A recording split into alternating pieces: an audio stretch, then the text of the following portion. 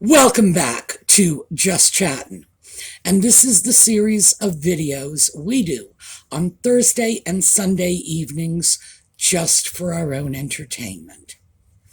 So, I'm going to start with some Audie news because I know there is a pro-Audie contingent out there who really likes to hear about a bad cat.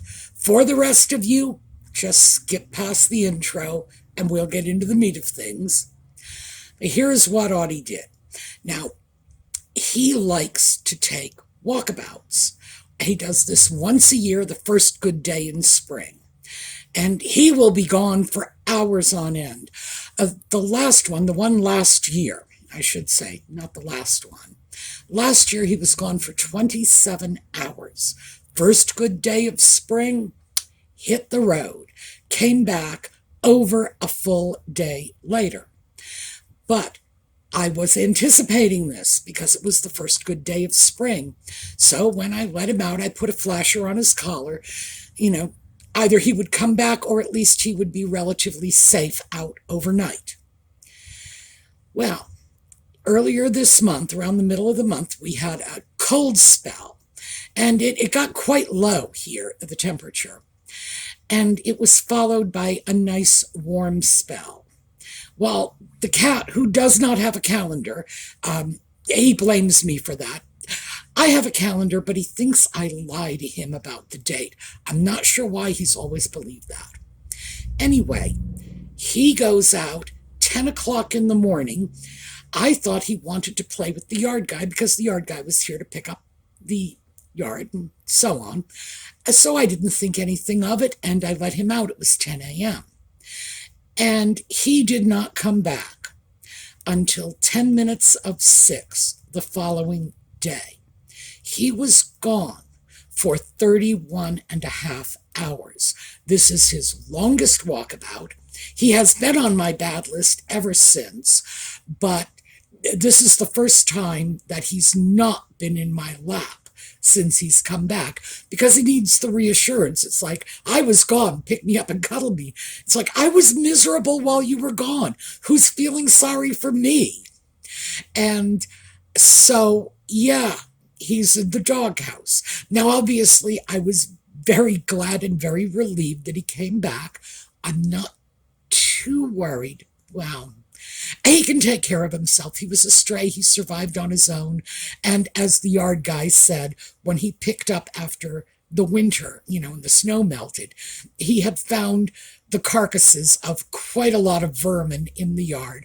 Audie is not a helpless little pussycat, but still, 31 and a half hours. I'm going to hold this against him. And I told him I was going to tattle on him the first chance I got. So there's your Audie news. What a bad kitty.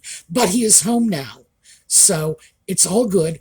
And hopefully he's burnt this out of his system so I don't have to worry about it until next spring. Fingers crossed. All right. Today we are going to talk about lawsuits, which means we're going to talk about the sock puppet. So, when we come back.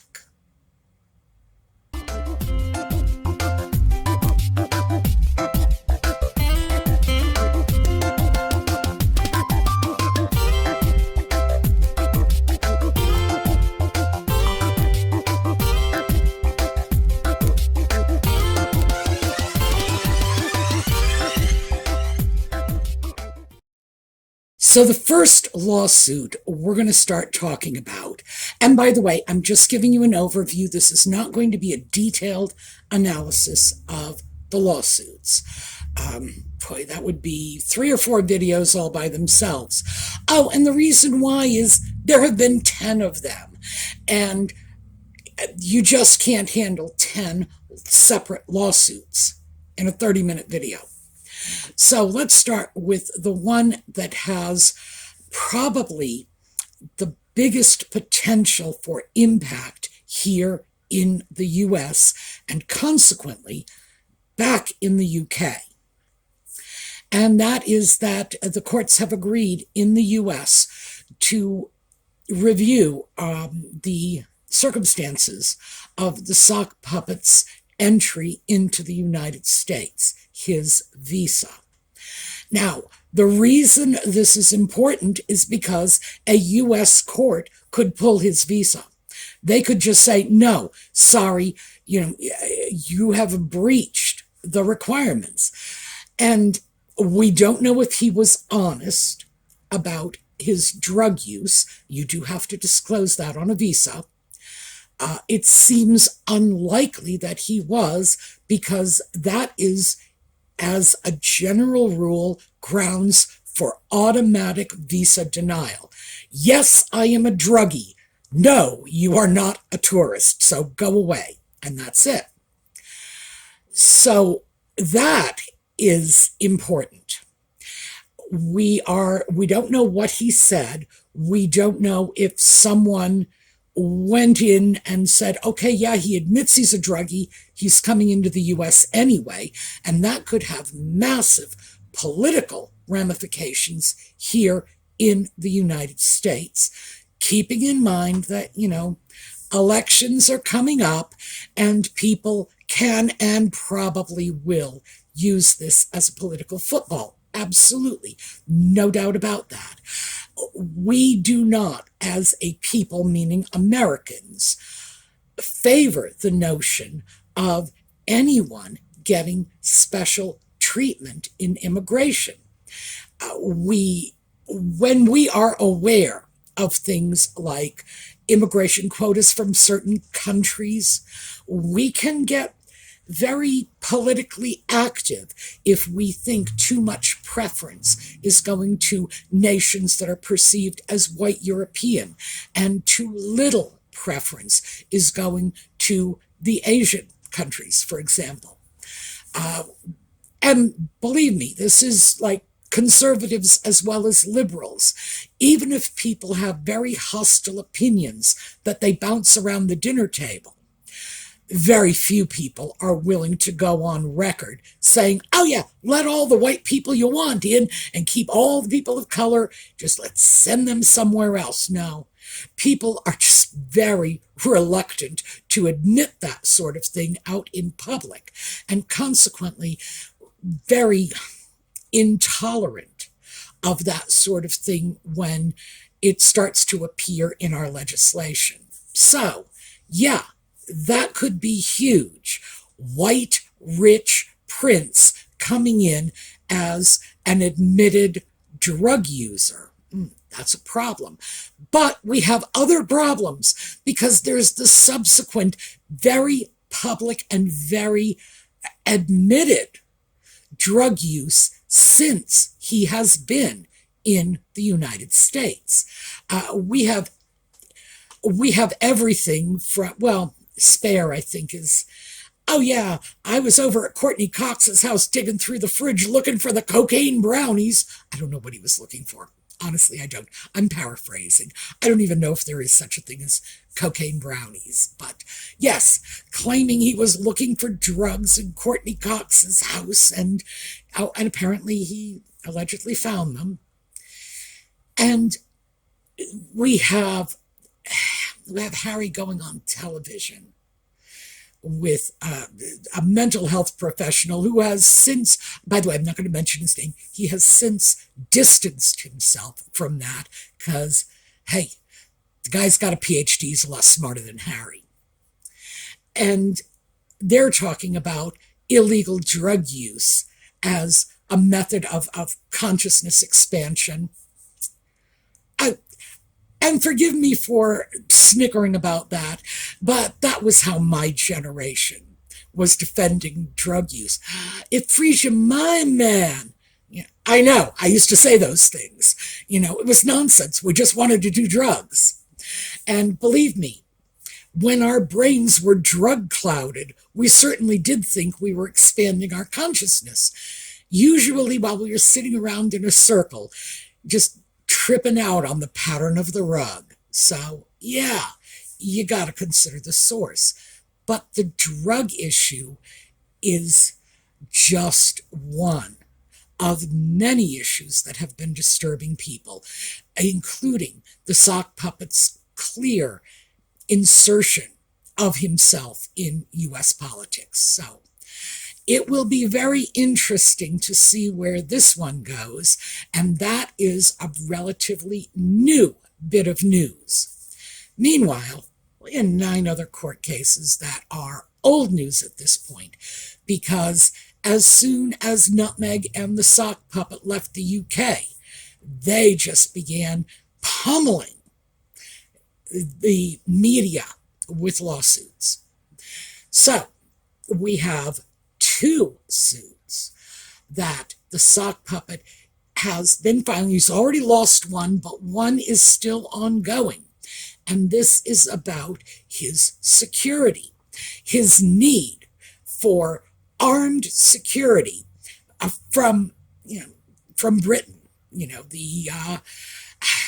the internationally protected person status. Basically, that's shorthand for what he's looking for. He wants the British government to determine that he is a person in need of protection. So that means he gets armed police in the United States. That sounds like a redundancy, as opposed to what? Unarmed police? I can't even tell you how stupid that sounds to me as an American. On the other hand, in the UK, that's the reality. You got armed police and unarmed police, and I'm scratching my head saying, why don't they have a crime rate that's through the roof? But be that as it may, I giggle about it, but that is their reality. The sock puppet wants armed police protection and special access to intelligence. I'm assuming he would like to hire James Bond as a bodyguard. The fact is, this is dangerous because if he is determined to be an internationally protected person, and of course, the little woman, let's not forget that, and the putative children, then they will be able to take this status back to the U.S. with them and compel the U.S. or any other foreign country they are in to pay for their personal security. And what can I say? We don't pay for Angelina Jolie's bodyguards. Why should we? And I would say Angelina Jolie, the 6th rated star of a cable television show, yeah, you can see the problem that most Americans are going to have with that. The sock puppet is not a working royal, and we will bristle against this. But by international diplomatic conventions, we may have to. So, yeah, that's one that will bounce on us in a secondary sense very heavily, just as the visa issue will bounce on us as the primary people involved, and the UK in the secondary sense of, if he loses his visa, he goes back home to you guys. I know, you are a village crying out for your idiot, and maybe you'll be getting him back. I don't blame you for not being excited about that. Trust me, I'd send him anywhere if I could, and I can't blame you for looking at this saying, oh, please, please, please, do not send him back to us. We have enough idiots of our own here. That's what we were saying when he came over in the first place. So this one, the impact is reversed. In this case, the UK would have the primary impact, but the US and the rest of the world would have the secondary impact of having to pick up that tab. So, the first case was dumped, the second case is ongoing, and it doesn't seem likely that he is going to give this up. They claim, and I do have to throw this out, they claim that there were credible social media threats against Nutmeg. Now, I have seen social media threats against Nutmeg. I have seen some that are pretty clear, pretty graphic, but credible. I have never seen a social media threat that has said, I want to do this person harm. I know her address. I have a plane ticket. I have, I don't know, a World War II hand grenade.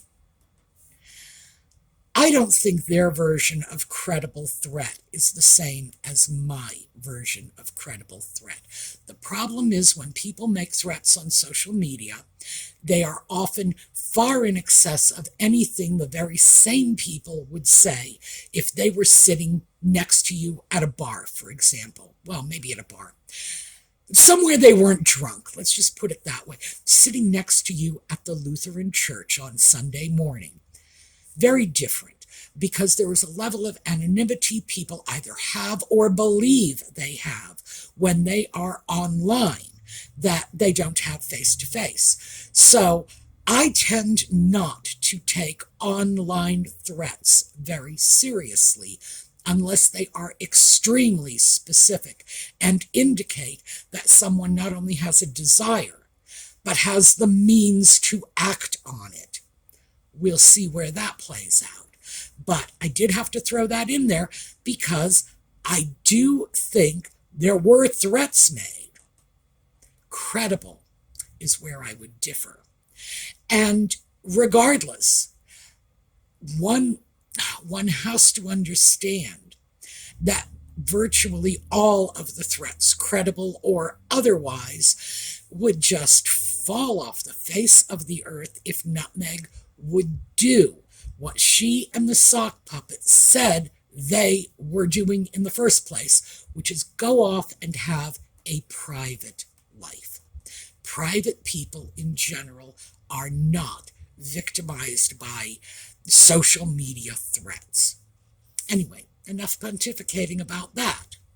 So those are two more cases. Then we have, and I'm just going to go back in time because then we have the whole battery of anti-media cases. We have Nutmeg's case against the Mail on Sunday. This is about the Dear Daddy letter.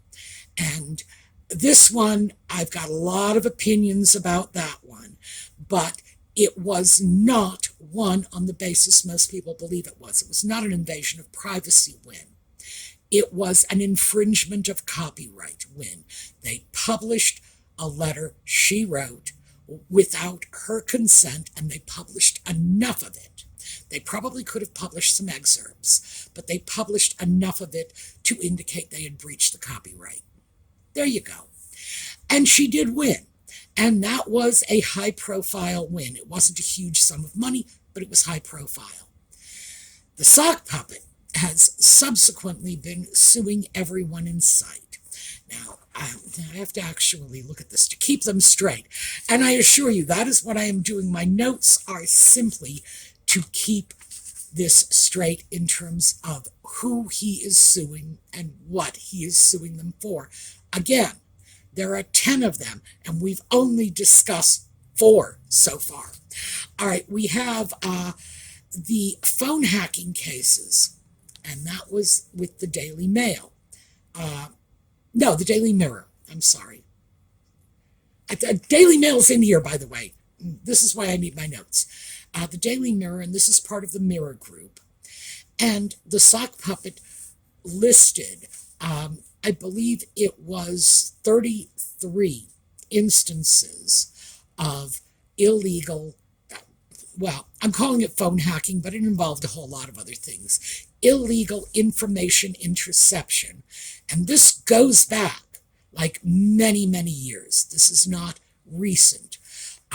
So before I get into this, I do want to say that in times past, media, especially the British tabloids, were very inappropriate in the way they gathered information. Yes, they did tap people's phones. Yes, they did hack people's personal accounts and go into their emails, and, they did it. And the people doing it have openly spoken about it in the intervening years, so we know that it took place. The sock puppet, however, did not have a great deal of persuasive evidence.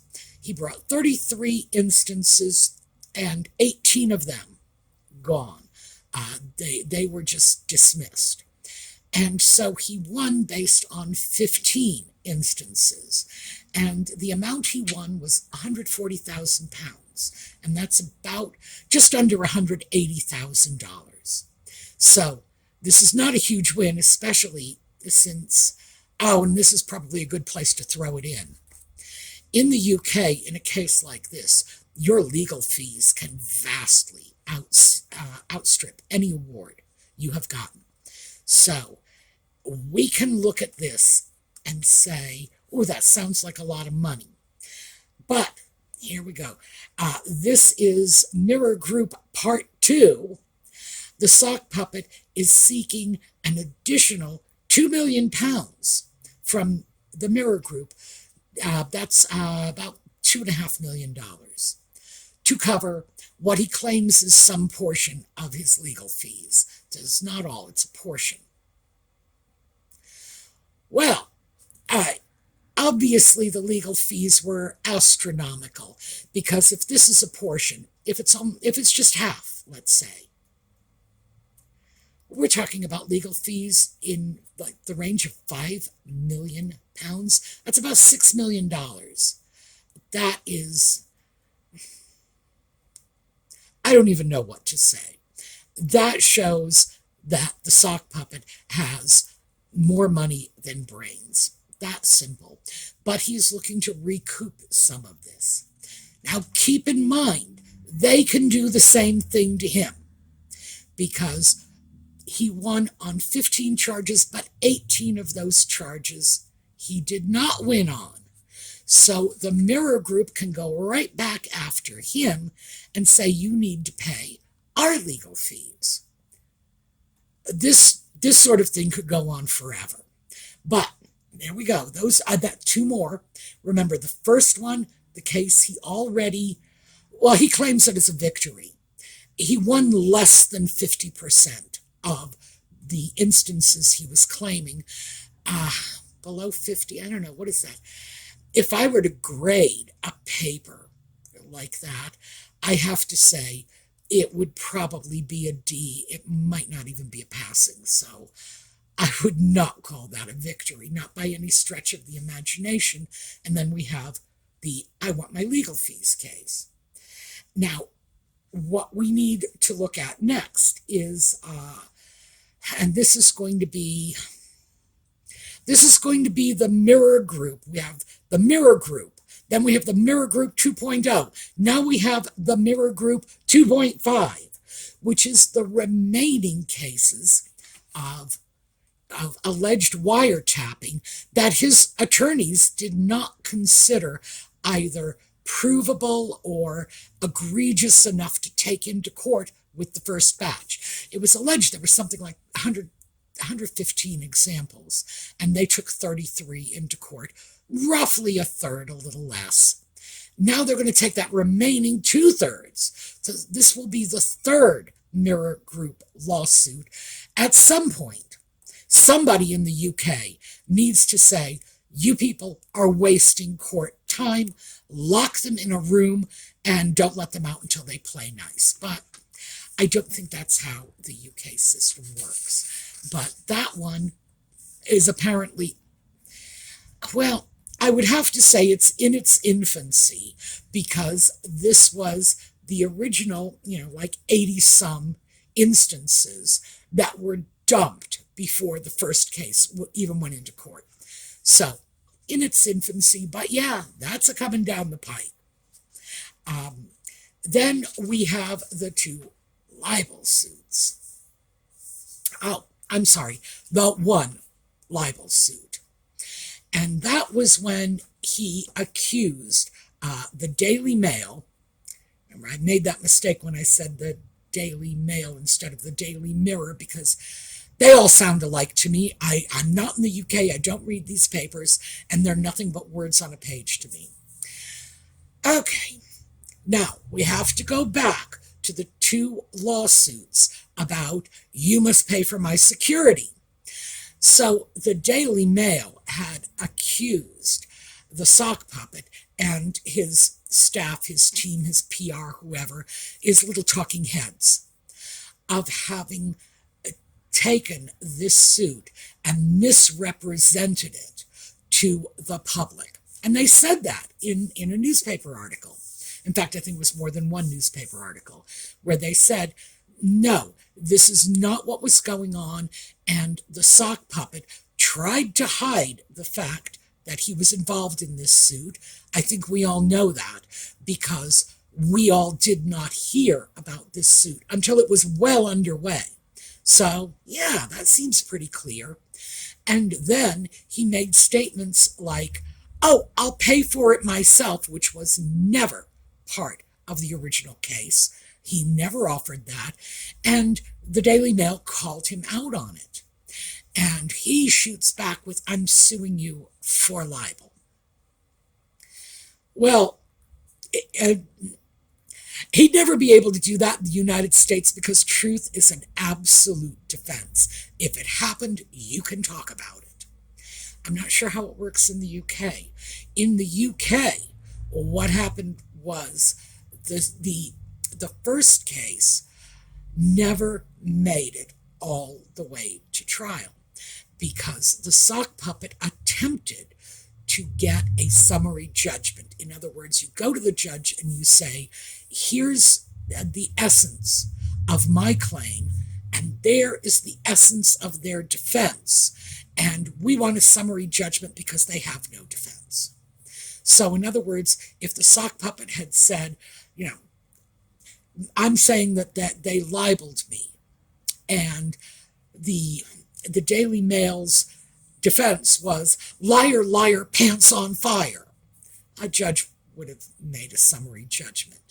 Or if they did not have the defense they had, which is honest opinion, that the information that was published was the honest opinion of the people writing these articles. And I assume, now this is my assumption, because I don't think they're idiots, that they would have simply brought in the article and said, here's the proof we have, here's the spin we put on it, which we think is a reasonable inference based on the facts. Well, the judge apparently thought so too, because just before the sock puppet dropped this case, and that's how this case ended, he dropped it. The judge had said he would not grant a summary judgment. He felt the defendant had enough evidence to present a viable case. And I believe they had suggested it was a case that was likely to win. So I do remember commenting on it at the time, thinking to myself, oh yeah, that's a judge telling you to go home and lick your wounds. No two ways around it. I would have dropped the case at that point too. Anyone with a brain in their head would have dropped the case. So the sock puppet did, in fact. Well, his legal team, because we know he doesn't have a brain in his head. He wouldn't have brought the case in the first place if he did. So that one sort of fell by the wayside. And what is this? He is now dealing with subsequent issues because of the Daily Mail's legal fees. He brings a case, doesn't take it to court. When a judge looks at their defense and says, oh yeah, I think there are some teeth in this one, and he dumps it, the Daily Mail is saying he needs to pay our legal fees. So that's very much where we stand at this time. If you want a full breakdown of any of this stuff, just let me know in the comments. I will do it. And I'll bring out the puppets for it, because quite frankly, this is going to be so insanely boring. I'm probably going to need to go out and get a sock puppet attorney puppet just to liven things up a bit. The bottom line is, most of these lawsuits are crazy and frivolous. And a U.S. attorney, by the way, articles are in the video notes as always, a U.S. attorney has speculated that the only reason the sock puppet is doing this is out of anger at the British media because he believes they were responsible for his mother's death. Now, I look at that and say, well, at least he realizes his mother is dead. It wasn't that long ago that he thought she was alive and living in hiding somewhere. Why is anybody continuing to even vaguely validate this when it is clearly tipping over into mental illness? But that's what the attorney thinks, that the sock puppet is striking back on behalf of his dead mom, and the money means nothing. I sure hope the money does mean nothing, because I think at the end of the day, when we find out what all of the settlements and legal fees and awards are, I think we are going to find that the sock puppet will have taken a horrific financial beating on all of this, between his own legal fees, the legal fees of the people he is frivolously suing, and awards that he may yet have to pay, because who knows how many people might come back on him for frivolous lawsuits. Lord knows I would if I were on the wrong side of one of these. But hey, the British media is also getting their money's worth out of this, because when they are being sued by the sock puppet, they are getting free publicity and stories to write about every day of these hearings. So that's what I have for you today, just an overview. If you want more details, happy to provide them. If you want more information on what's going on with the first case I mentioned, Harry's visa, I would say absolutely go over and check out some of the Royal Grift's videos. She has gone into great detail on a lot of this, and the videos are well researched, very good, and she has actually produced copies of the papers that the Heritage Foundation has filed in the court system. So yeah, go check that out. All right, that's what I have for you today. I'll see you over the weekend for the Coffee and Conversation videos. Meanwhile, have a terrific day.